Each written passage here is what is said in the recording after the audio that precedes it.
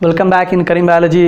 अगर अब तक आपने हमारा चैनल सब्सक्राइब नहीं किया है तो उसे ज़रूर कर लें, और अगर हमारी वीडियोज़ आपको पसंद आती है तो उसे लाइक करें और शेयर करें। हमने इस चैनल को इसलिए क्रिएट किया है ताकि मैं आपके नीट के प्रिपरेशन को ईजी बना सकूं। यहाँ पे हम जो भी टॉपिक कवर अप करेंगे उसमें हमारी ये कोशिश होगी कि मैं जिस टॉपिक को भी एक्सप्लेन करूँ उसमें एनसीईआरटी के पॉइंट को ज़रूर कवर अप किया जाए। ओके, तो आज हम लोग डिस्कस करेंगे स्पर्मेटोजेनेसिस।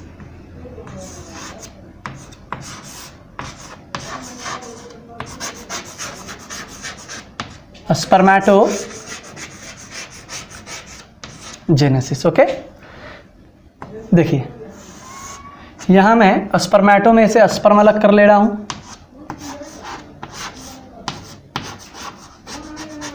और जेनेसिस का मतलब होता है formation.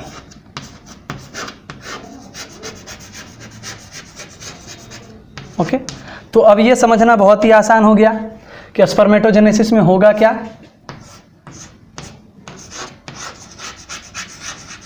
Formation of sperm. Okay, तो स्पर्म के बनने की जो प्रक्रिया है, स्पर्म के फॉर्मेशन का जो प्रोसेस है, उसी प्रोसेस को हम लोग बोलते हैं स्पर्मेटोजेनेसिस। ओके, तो ये स्पर्मेटोजेनेसिस होगा कहाँ? तो स्पर्मेटोजेनेसिस होगा मेल में। बहुत ही सिंपल है। मेल में कहाँ होगा? तो मेल में ये होगा टेस्टिस में। ओके, टेस्टिस में कहाँ होगा? तो टेस्टिस में ये होगा सेमिनिफेरस ट्यूब्यूल में। आपने ज़रूर पढ़ा होगा मेल रिप्रोडक्टिव सिस्टम के अंदर,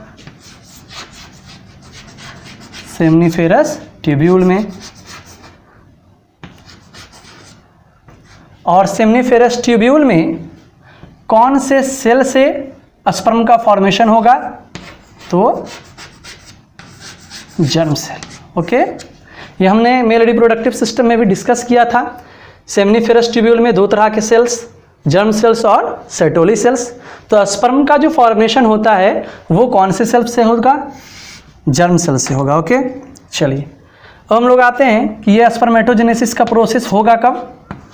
तो ये स्टार्ट होता है एट प्यूबर्टी। जब कोई मेल प्यूबर्टी रीच कर जाता है तो उसमें स्पर्मेटोजेनेसिस का जो प्रोसेस है वो स्टार्ट हो जाता है। अब हम लोग डिस्कस करेंगे स्पर्मेटोजेनेसिस का ड्यूरेशन, या स्पर्म के बनने में क्या टाइम लगेगा, ड्यूरेशन। तो स्पर्मेटोजेनेसिस 74 डेज। स्पर्मेटोजेनेसिस का ड्यूरेशन क्या होगा? 74 डेज, यानी स्पर्म को बनने में कितने दिन लगेंगे? 74 days. Okay, it's a basic about the spermatogenesis. अब हम लोग डिस्कस करेंगे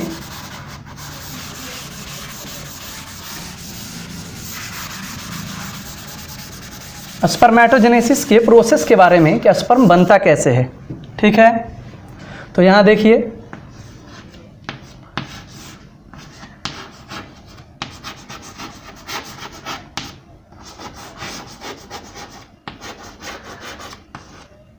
स्पर्मेटोजेनेसिस में दो फेजेस होंगे। ओके, एक फेज में जर्म सेल से स्पर्मेटिड्स का फॉर्मेशन होगा, germ cell to spermatids.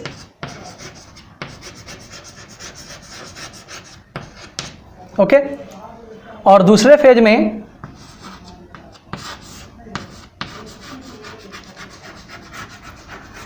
Spermatids to sperm. Clear है? तो स्पर्मेटोजेनेसिस कितने फेज में होगा? दो फेज में होगा। फर्स्ट फेज में जर्म सेल स्पर्मेटिड्स का फॉर्मेशन करेगा, और सेकेंड फेज में स्पर्मेटिड्स से फॉर्मेशन होगा स्पर्म का। तो जर्म सेल से स्पर्मेटिड्स का फॉर्मेशन 3 डिफरेंट फेजेस में होता है, जिसे हम कहेंगे multiplication phase,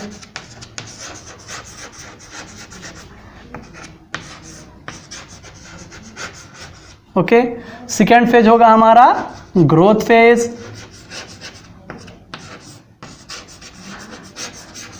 and final maturation phase. Maturation phase. Okay, मैं एक बार रिपीट करता हूं। हमने बात किया स्पर्मेटोजेनेसिस के बारे में, तो स्पर्म के जो बनने का प्रोसेस है उसको हम लोग बोलेंगे स्पर्मेटोजेनेसिस। स्पर्मेटोजेनेसिस कितने फेज में होगा? 2 फेज में होगा। पहले फेज में जर्म सेल से स्पर्मेटिड्स तक फॉर्मेशन होता है, और सेकेंड फेज में स्पर्मेटिड्स फाइनली ट्रांसफॉर्म्ड होके स्पर्म में चेंज हो जाता है। जर्म सेल से स्पर्मेटिड्स 3 फेज में बनेगा, मल्टीप्लिकेशन फेज, ग्रोथ फेज और मैच्यूरेशन फेज। चलिए तो हम लोग आगे देखते हैं।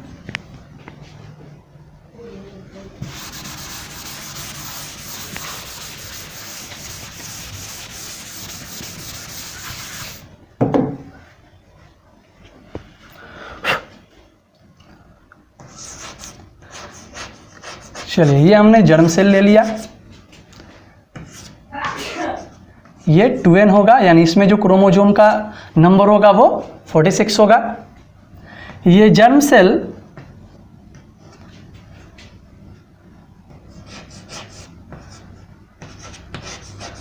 माइटोसिस डिवीजन, ओके, ये जर्म सेल माइटोसिस डिवीजन कर बनाएगा स्पर्मेटोगोनिया। ये बनाएगा स्पर्मेटोगोनिया, और ये स्पर्मेटोगोनिया भी 2n ही होगा, ठीक है। और फिर ये फर्दर डिवाइड करेगा,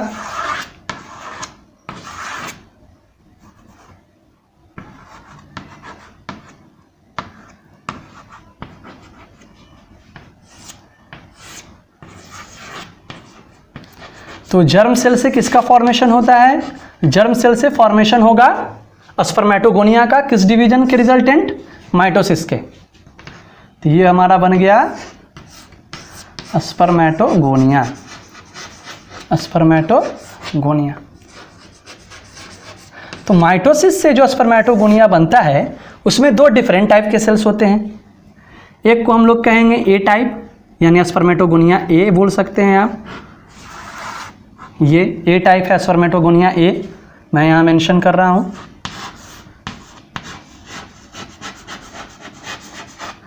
स्पर्मेटोगोनिया ए, क्लियर है। और जो सेकेंड टाइप्स के सेल्स होते हैं स्पर्मेटोगोनिया के, उसे हम लोग कहते हैं स्पर्मेटोगोनिया बी। स्पर्मेटोगोनिया बी, तो ये बी टाइप के सेल्स हैं। लेकिन मैं यहाँ पे क्लियर कर दूं कि स्पर्म के फॉर्मेशन में, यानी स्पर्मेटोजेनेसिस में, सिर्फ बी टाइप के स्पर्मेटोगोनिया ही पार्टिसिपेट करते हैं, जबकि ए टाइप के spermatogonia as a stem cells work करते हैं, ठीक है। इस फेज को हम लोग कहेंगे मल्टीप्लिकेशन फेज। मल्टीप्लिकेशन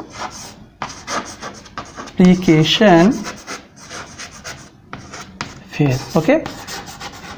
मैंने पहले आपको बताया कि 3 फेजेस होंगे, मल्टीप्लिकेशन फेज, ग्रोथ फेज और मैच्यूरेशन फेज। तो मल्टीप्लिकेशन फेज में क्या हो रहा है? मल्टीप्लिकेशन फेज के अंदर जर्म सेल्स स्पर्मेटोगोनिया के फॉर्मेशन कर रहे हैं। कितने टाइप के स्पर्मेटोगोनिया? 2 टाइप के, स्पर्मेटोगोनिया ए और स्पर्मेटोगोनिया बी। चलिए, इसके बाद हमारा सेकेंड फेज होता है, उसे हम कहेंगे ग्रोथ फेज। ग्रोथ फेज, चलिए, ग्रोथ फेज के अंदर क्या होगा? ग्रोथ फेज के अंदर जो स्पर्मेटोगोनिया बी है वो डेवलप करेगा, ग्रोथ करेगा, और ग्रोथ करने के बाद एक लार्ज सेल बनाता है, एक बड़ा सा सेल बनाता है ग्रोथ करके, और इस बड़े से सेल को हम लोग कहते हैं प्राइमरी स्पर्मेटोसाइट। प्राइमरी स्पर्मेटोसाइट, ठीक है। अब थर्ड और last phase, maturation phase. Maturation phase. चलिए तो देखते हैं कि मैच्योरेशन फेज में क्या होता है। मैच्योरेशन फेज में ये प्राइमरी स्पर्मेटोसाइट मियोटिक फर्स्ट, यहां पर मियोटिक डिवीजन होता है, मियोटिक फर्स्ट, और मियोटिक फर्स्ट के रिजल्टेंट, मियोटिक फर्स्ट के रिजल्टेंट यहां पे दो हैप्लॉइड, यहां पे दो हैप्लॉइड सेकेंडरी स्पर्मेटोसाइट बनते हैं। सेकेंडरी स्पर्मेटोसाइट का फॉर्मेशन होता है, सेकेंडरी स्पर्मेटोसाइट। और अब ये सेकेंडरी स्पर्मेटोसाइट मियोटिक सेकेंड के फलस्वरूप, मियोटिक सेकेंड के रिजल्टेंट ये 4 हैप्लॉइड, ये 4 हैप्लॉइड स्पर्मेटिड्स का फॉर्मेशन करेंगे। Okay, 4 haploid spermatids, 4 haploid spermatids. ठीक है, तो मैंने बताया था आपको शुरुआत में ही, इस वीडियो के शुरुआत में ही मैंने आपको बताया था कि स्पर्मेटोजेनेसिस में 2 फेजेस होते हैं। फर्स्ट फेज में जर्म सेल फॉर्मेशन करता है स्पर्मेटिड्स का, और सेकेंड फेज में स्पर्मेटिड्स ट्रांसफॉर्म्ड हो जाता है, बदल जाता है, रूपांतरित हो जाता है स्पर्म में। ठीक है, तो अब ये स्पर्मेटिड्स ट्रांसफॉर्म्ड हो रहा है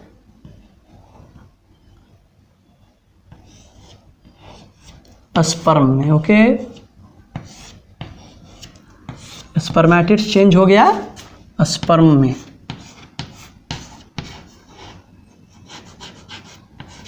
चलिए फाइन, मैं आपको रिपीट करता हूं कि उस होल प्रोसेस में मैंने आपको क्या बताया। सबसे पहले हम देख रहे हैं कि यहाँ पे जो स्पर्मेटोजेनेसिस का प्रोसेस है वो 3 फेज में कंप्लीट हो रहा है, मल्टीप्लिकेशन फेज, ग्रोथ फेज और मैच्योरेशन फेज। मल्टीप्लिकेशन फेज के अंदर जर्म सेल माइटोसिस डिवीजन कर स्पर्मेटोगोनिया ए बनाता है।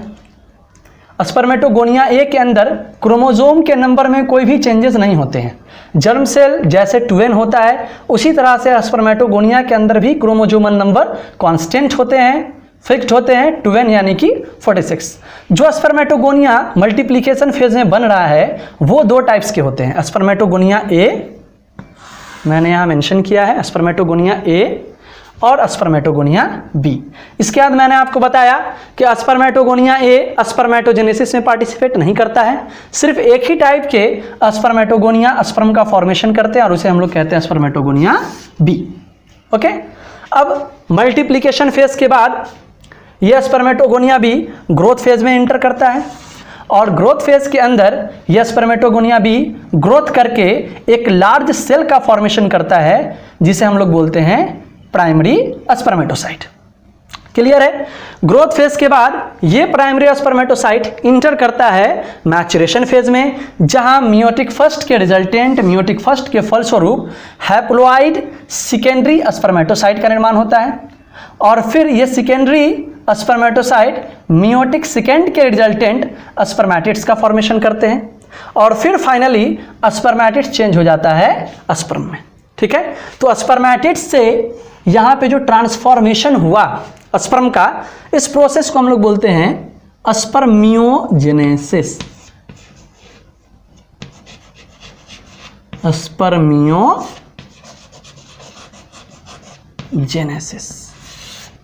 क्लियर है? तो पहले फेज में जर्म सेल से स्पर्मेटिड्स बना 3 फेज के through, multiplication phase, growth phase और मैच्योरेशन फेज, और सेकेंड फेज में जो आपका स्पर्मेटिड्स है वो फाइनली कन्वर्ट हो गया स्पर्म में, जिसे हम लोग कहें स्पर्मियोजेनेसिस। ये क्वेश्चन हो सकता है, स्पर्मेटिड्स का स्पर्म में ट्रांसफॉर्मेशन, इसको हम लोग क्या कहेंगे? स्पर्मियोजेनेसिस। कई तरह के क्वेश्चन इससे हो सकते हैं। स्पर्मेटोगोनिया का फॉर्मेशन किस डिवीजन से होता है?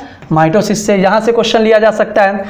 प्राइमरी स्पर्मेटोसाइट किस डिवीजन के रिजल्टेंट सेकेंडरी स्पर्मेटोसाइट बनाएगा? मियोटिक फर्स्ट से। सेकेंडरी स्पर्मेटोसाइट कौन सा डिवीजन करके स्पर्मेटिड्स बनाएगा? Meiotic second. क्लियर है? और फेजेस से भी क्वेश्चन हो सकते हैं। स्पर्मेटोगोनिया कौन से फेज में बनेगा? Multiplication phase. इस तरह से क्वेश्चन हो सकता है। प्राइमरी स्पर्मेटोसाइट सेकेंडरी स्पर्मेटोसाइट बनाता है और सेकेंडरी स्पर्मेटोसाइट स्पर्मेटिड्स बनाता है। ये जो होल प्रोसेस है ये किस फेज में होगा? तो ये होता है मैच्योरेशन फेज में। या एक इस तरह से क्वेश्चन हो सकता है, मियोटिक फर्स्ट और मियोटिक सेकेंड किस फेज में होता है? मैच्योरेशन फेज में होता है। क्लियर है? Okay.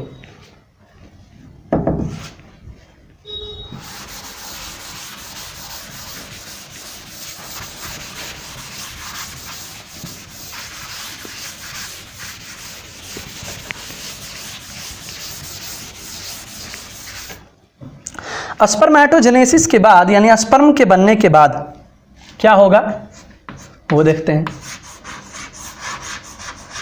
After spermatogenesis, after spermatogenesis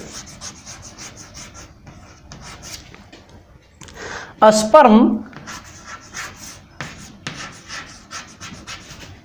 embedded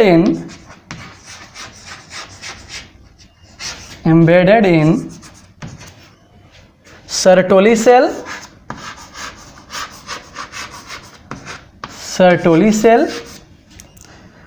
another important point कि स्पर्मेटोजेनेसिस के बाद यानी स्पर्म के बनने के बाद स्पर्म एम्बेडेड हो जाता है, धंस जाता है सर्टोली सेल में and release from seminiferous tubule, seminiferous tubule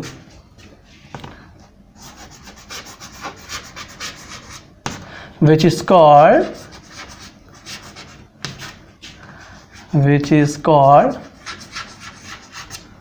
spermiation, which is called spermiation.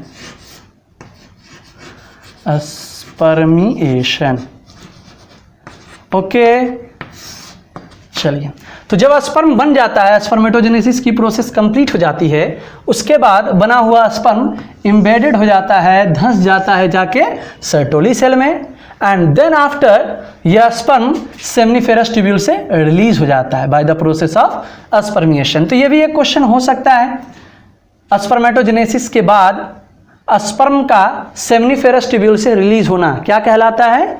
Spermiation कहलाता है। I hope it is clear, fine.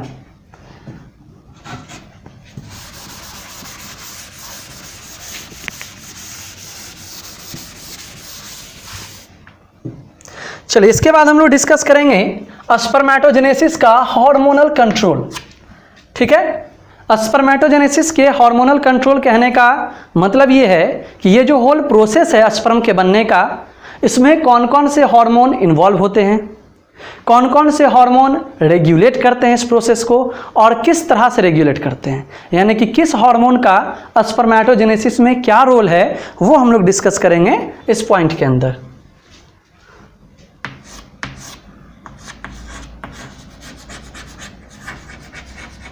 Hormonal control of spermatogenesis,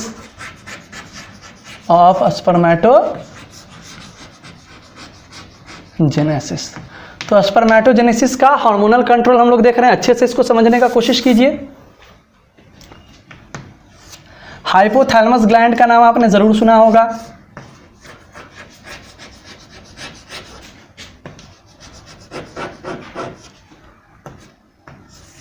चलिए देखते हैं।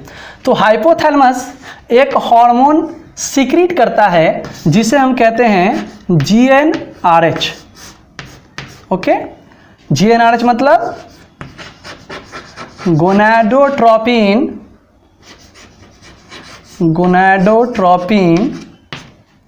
Releasing hormone, gonadotropin releasing hormone. ठीक है, तो हमारा हाइपोथैलेमस रिलीज कर रहा है GnRH। ये GnRH जाने के हाइपोथैलेमस से सीक्रेट होने के बाद सिग्नल देता है एंटेरियर पिट्यूटरी को। एंटेरियर पिट्यूटरी, आपने एंडोक्राइनोलॉजी में पढ़ा होगा एंटेरियर पिट्यूटरी और पोस्टीरियर पिट्यूटरी के बारे में।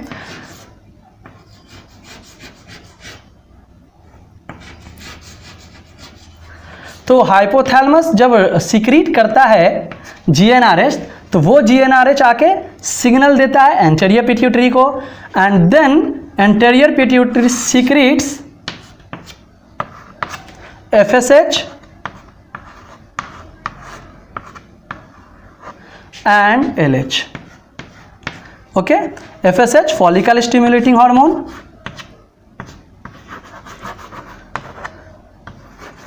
follicle stimulating hormone,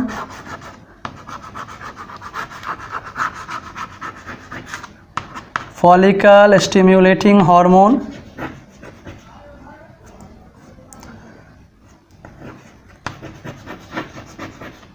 और LH luteinizing hormone, luteinizing hormone. Clear है? तो GnRH हाइपोथैलेमस से सीक्रेट हुआ, इसने सिग्नल दिया एंटेरियर पिट्यूटरी को, और फिर एंटेरियर पिट्यूटरी सीक्रेट कर रहा है FSH और LH, यानी फॉलिकल स्टिमुलेटिंग हार्मोन और ल्यूटिनाइजिंग हार्मोन। ये FSH अब सिग्नल देता है सर्टोली सेल को। सर्टोली सेल कहाँ होता है? टेस्टिस में होगा, हमने पढ़ा था। और ये सर्टोली सेल सीक्रेट करता है इनहिबिन,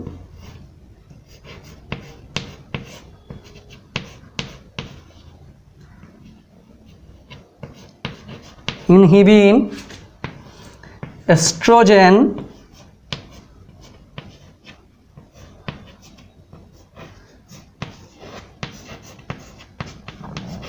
और एक्टिविन। ठीक है, चलिए। और ये एस्ट्रोजन स्टिम्युलेट करता है स्पर्मेटोजेनेसिस के प्रोसेस को।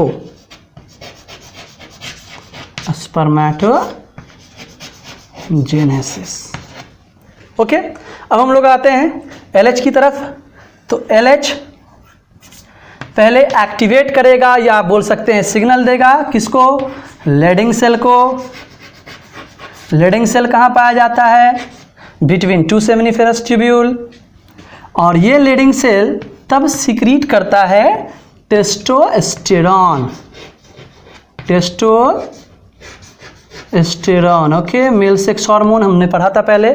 और ये टेस्टोस्टेरॉन स्टिम्युलेट करता है स्पर्मेटोजेनेसिस के प्रोसेस को। ठीक है, क्लियर है? मैं रिपीट करूं, यहां पे क्या बात हुई? हाइपोथैलेमस सीक्रेट करेगा GnRH, यानी गोनाडोट्रोपिन रिलीजिंग हार्मोन। ये GnRH आके सिग्नल देगा एंटेरियर पिट्यूटरी को, यानी पिट्यूटरी के अगले पार्ट को, अगले भाग को। एंटेरियर पिट्यूटरी सीक्रेट करेगा FSH और LH। FSH means follicle stimulating hormone और LH मीन्स ल्यूटिनाइजिंग हार्मोन। ये FSH सिग्नल देता है सर्टोली सेल के टेस्टिस को, और सर्टोली सेल सीक्रेट करता है इनहिबिन, एस्ट्रोजन और एक्टिविन। ठीक है, एक्टिविन। और अब ये एस्ट्रोजन स्टिमुलेट करता है स्पर्मेटोजेनेसिस को। क्लियर है? अब आइए, LH सिग्नल देगा लीडिंग सेल को, और लीडिंग सेल से सीक्रेट होता है टेस्टोस्टेरॉन, और ये टेस्टोस्टेरॉन स्टिमुलेट करता है या प्रमोट करता है स्पर्मेटोजेनेसिस के प्रोसेस को। क्लियर है? एंटेरियर पिट्यूटरी से ही एक और हार्मोन सीक्रेट होता है, बहुत ही सिंपल है, आप पढ़े होंगे, GH, growth hormone. Growth hormone, okay. ये ग्रोथ हार्मोन भी हेल्प करता है स्पर्मेटोजेनेसिस में। एक्चुअली GH स्पर्मेटोसाइट के प्रोलिफरेशन में हेल्प करता है। अगर स्पर्मेटोजेनेसिस का प्रोसेस एक्सेस हो रहा है, यानी स्पर्म ज़्यादा बन रहा है, तो ऐसे कंडीशन में इनहिबिन का बहुत ही इंपॉर्टेंट रोल होता है। क्या रोल है?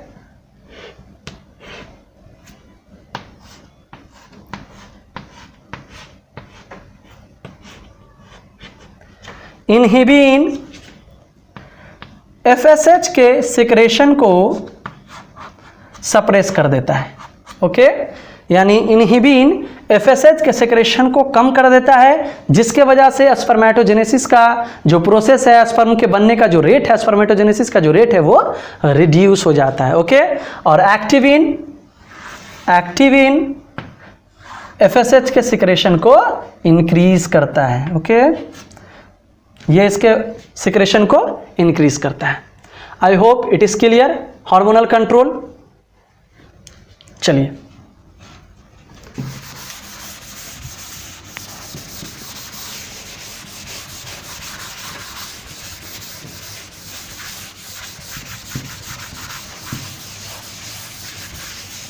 मैं एक बार समराइज कर दूं आज के क्लास में, आज के इस वीडियो में स्पर्मेटोजेनेसिस में हमने क्या क्या बातें की। तो स्पर्मेटोजेनेसिस के बारे में सबसे पहले हमने आपको बताया कि स्पर्म के जो बनने का प्रोसेस है उसे हम लोग स्पर्मेटोजेनेसिस कहेंगे।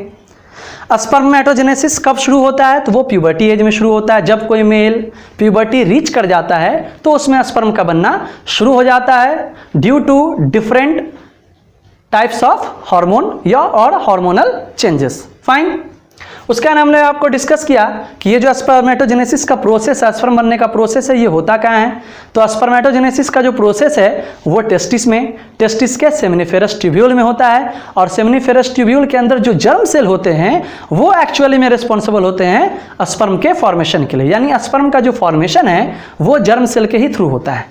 ठीक है। उसके बाद मैंने आपको बताया ड्यूरेशन के बारे में, स्पर्मेटोजेनेसिस में कितने टाइम लगेंगे, 74 डेज, मैंने ड्यूरेशन आपको बताया। उसके बाद हमने डिस्कस किया था स्पर्मेटोजेनेसिस का प्रोसेस। तो स्पर्मेटोजेनेसिस में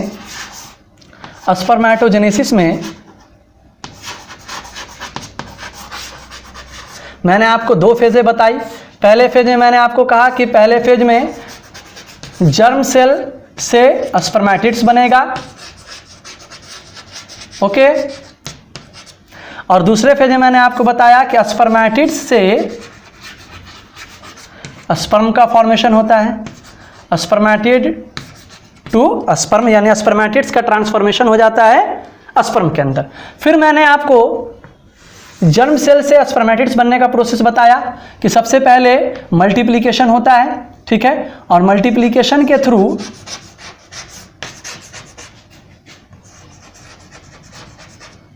मल्टीप्लिकेशन, ओके, मल्टीप्लिकेशन के थ्रू मैंने आपको बताया था कि जर्म सेल जो है वो बनाएगा, जर्म सेल क्या बनाएगा? स्पर्मेटोगोनिया बनाएगा। ठीक है। किस डिवीजन के थ्रू? तो मैंने आपको बताया था माइटोसिस के थ्रू। उसके बाद आया ग्रोथ फेज। तो ग्रोथ फेज में मैंने आपको बताया कि स्पर्मेटोगोनिया जो कि दो टाइप का होता है, स्पर्मेटोगोनिया ए और स्पर्मेटोगोनिया बी, इसमें से सिर्फ एक टाइप का स्पर्मेटोगोनिया यानी कि स्पर्मेटोगोनिया ए ग्रोथ करता है और ग्रोथ करके एक लार्ज साइज सेल बनाता है जिसे हम कहते हैं प्राइमरी स्पर्मेटोसाइट। ओके। उसके बाद मैंने आपको एक थर्ड फेज के बारे में बताया, मैच्यूरेशन फेज। मैच्यूरेशन फेज, तो मैच्यूरेशन फेज में क्या हो रहा था? ये जो हमारा प्राइमरी स्पर्मेटोसाइट है ये मियोटिक फर्स्ट से बना रहा था क्या? Secondary spermatocyte.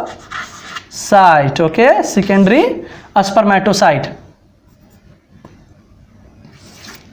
Secondary spermatocyte. Okay. और फिर सेकेंडरी स्पर्मेटोसाइट मियोटिक सेकेंड के रिजल्टेंट हैप्लॉइड स्पर्मेटिड्स का फॉर्मेशन करते हैं। ये बना स्पर्मेटिड्स और फाइनली ये स्पर्मेटिड्स कन्वर्ट हो जाता है स्पर्म में। क्या चीज में कन्वर्ट होगा? ये फाइनली कन्वर्ट हो जाएगा स्पर्म में। और इस प्रोसेस को यानी स्पर्मेटिड से जो स्पर्म बनने का प्रोसेस है इसे हम लोग कहते हैं स्पर्मियोजेनेसिस। स्पर्मियोजेनेसिस। ओके। इसके बाद मैंने आपको दो और टर्म डिस्कस किया था कि स्पर्मेटोजेनेसिस के बाद यानी स्पर्म के बनने के बाद वो स्पर्म एम्बेडेड हो जाता है, धंस जाता है किसके अंदर? सेटोली सेल के अंदर। And then after the sperm released through seminiferous tubule by the process of spermiation, यानी कि इसके बाद जबकि स्पर्म एम्बेडेड हो जाएगा सर्टोली सेल में, इसके बाद स्पर्म सेमिनिफेरस ट्यूब्यूल से रिलीज हो जाता है, बाहर आ जाता है और उस प्रोसेस को हम लोग कहते हैं स्पर्मिएशन। ओके। ओके गाइज, अगर हमारी ये वीडियोस, ये लेक्चर आज का आपको पसंद आया हो तो इसे ज़रूर लाइक करें और हमारे चैनल को ज़रूर से ज़रूर सब्सक्राइब करें, ताकि मैं इन फ्यूचर आपके लिए और भी अच्छे तरह से एक्सप्लेन कर सकूं और भी अच्छे तरह के वीडियो बना सकूं। Okay, thank you.